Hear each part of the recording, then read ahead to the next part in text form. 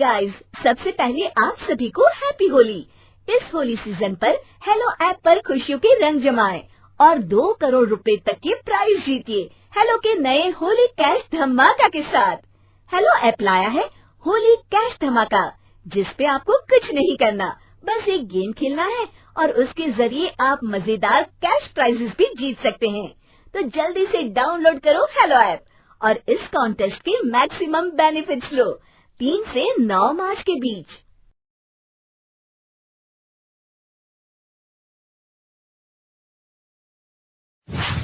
अरे आग लगे, ये भी कोई जिंदगी है।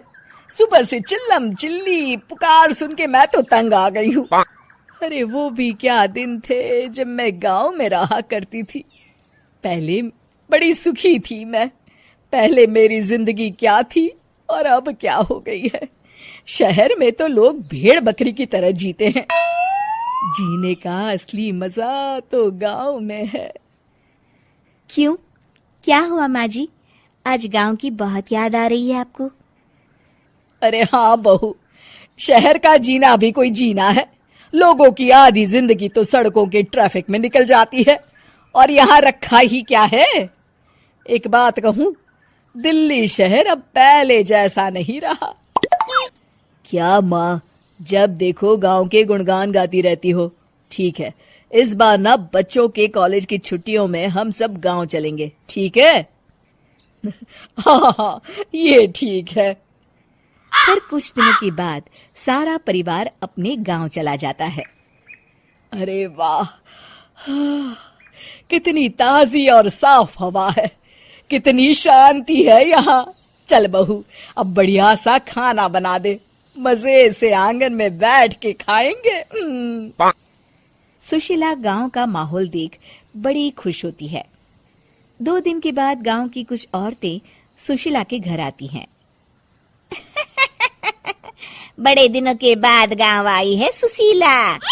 हमें तो लगा कि तू शहर जाके गांव को भूल गई। और बतिया, तेरी बहू कैसी है? जरा मिलवा तो उससे। अरे मेरी बहू तो लाखों में एक है। बड़ी किस्मत वाली हूँ मैं जो मुझे जानकी जैसी बहू मिली है। हमेशा मेरी सेवा में लगी रहती है और आज तक कभी पलटकर जवाब नहीं दिया उसने। सुशीला की बातें सुनकर सभी औरतें हंसने लगती है।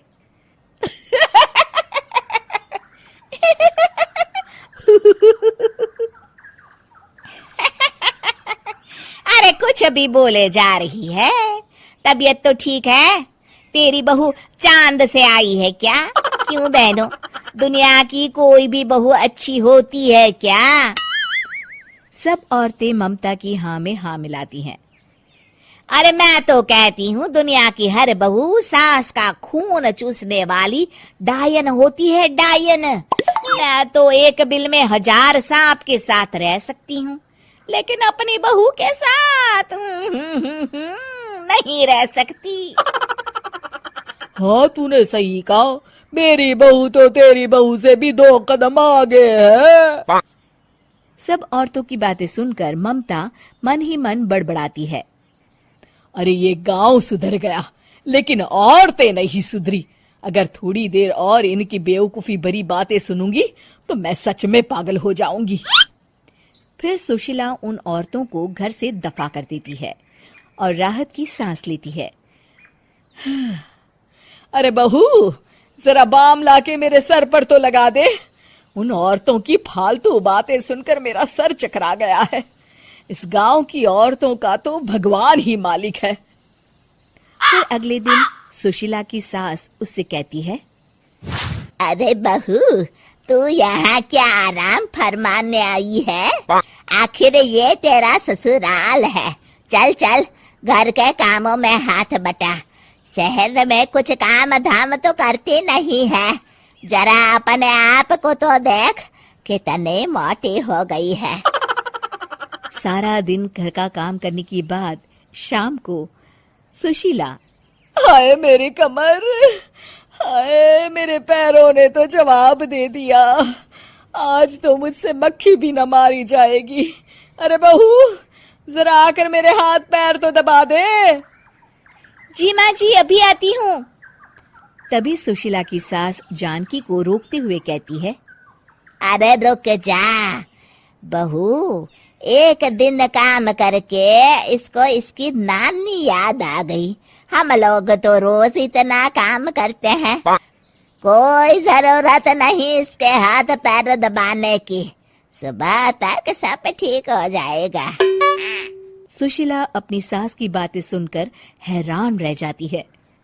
इस तरह धीरे धीरे गांव आने के बाद सुशीला की परेशानी शुरू हो जाती है। फिर एक दिन, अरे आज तो मैं कपिल शर्मा देखूंगी क्योंकि आज संडे है। सुशीला जैसे ही टीवी ऑन करती है तभी बिजली कट जाती है।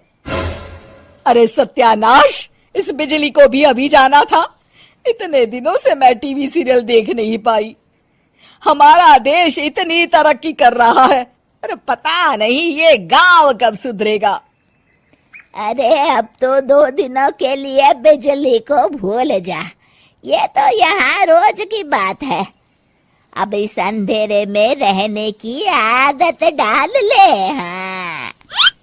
हे भगवान, अब क्या होगा? ऊपर से इन मच्छरों ने जीना हराम कर रखा है।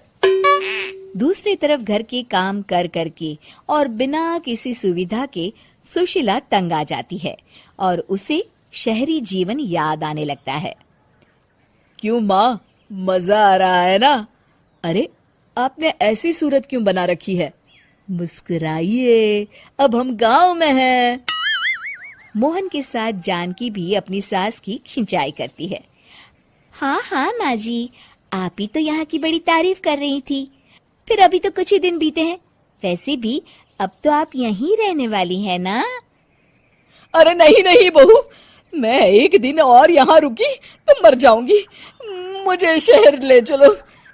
क्या दिन थे, कितनी सुखी थी मैं वहाँ। ठीक है माँ, हम कल ही वापस शहर चले जाएंगे। इस तरह सुशीला शहर आ जाती है और फिर कभी दोबारा गांव जाने की जिद नहीं करती।